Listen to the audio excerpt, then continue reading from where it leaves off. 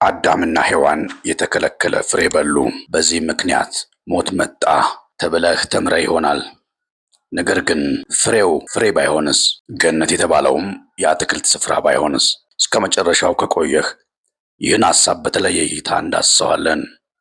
እግዚአብሔርም አለ፣ በገነት ካለው ፍሬ ሁሉ ትበላላችሁ፣ ነገር ግን ክፉና ደጉን ከሚያሳውቀው ፍሬ እንዳትበሉ። መንፈሳዊ ዓለም ስለ ምግብ ያለው እይታ ምንድን ነው? ልብ በሉ፣ ኢየሱስ ክርስቶስ የእግዚአብሔር መንግሥት መብልና መጠጥ አይደለችም ብሎን ነበር። በሌላም ስፍራ ሥጋዬን ያልበላ ደሜንም ያልጠጣ የእግዚአብሔርን መንግሥት አይወርስም ሲል ይደመጣል። ክርስቶስ ሥጋዬን ብሉ ሲል እኔ ሕይወት እንደሆንኩ እወቁ ማለቱ እንደሆነ ግልጽ ነው።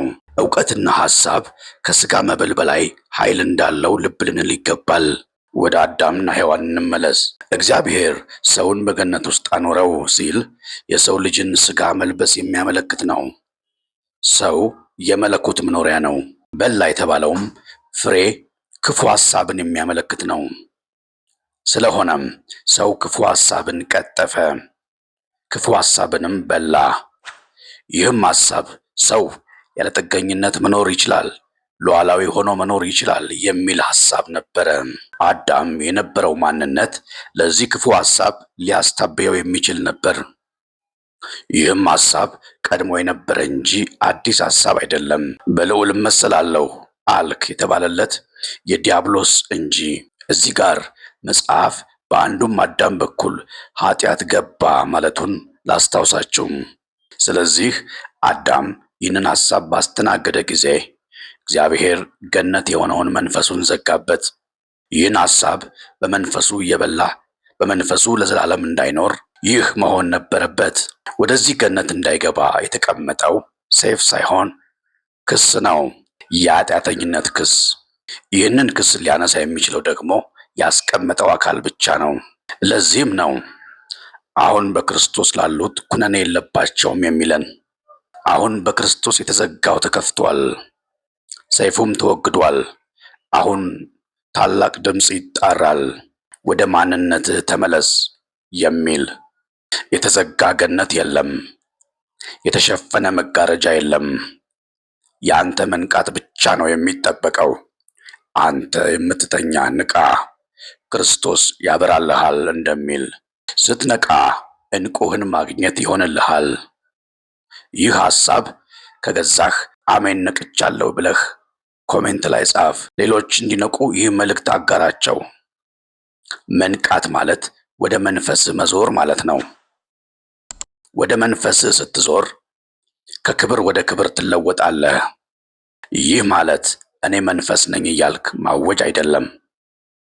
በውስጥህ ታውቀዋለህ፣ ኑሮህ ይሆናል። ከዚህ ውጪ መኖር በፍርሃት መኖር ነው።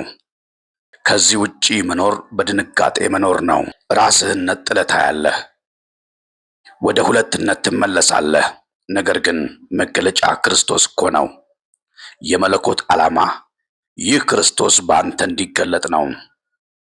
አንዳንድ የከበሩ ዕንቁዎችንና ማዕድናትን ለመለየት ብርሃን እናበራባቸዋለን። በዚህም እውነተኛ መሆናቸውን እናያለን። ክርስቶስ የዓለም ብርሃን ነው። አንተ ላይ ሲያበራ ማንነትህን በእርሱ ታያለህ።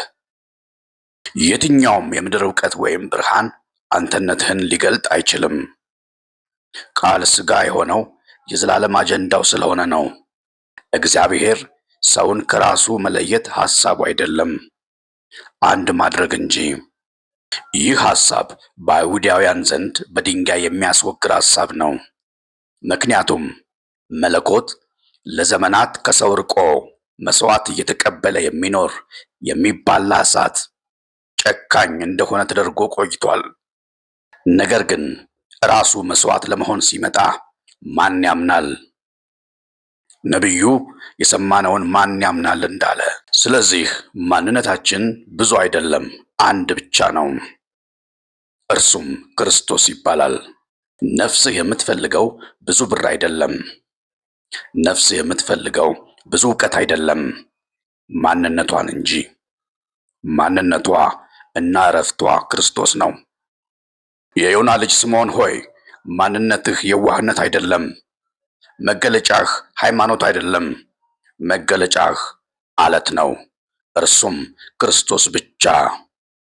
ስለዚህ ኬፋ ትባላለህ። ዮሐንስም እንዲህ አለ፣ አሁን የእግዚአብሔር ልጆች ነን። ነገር ግን ነገሩ ሲገለጥ፣ እውነቱ ሲበራልን እርሱን እንድንመስል እናውቃለን።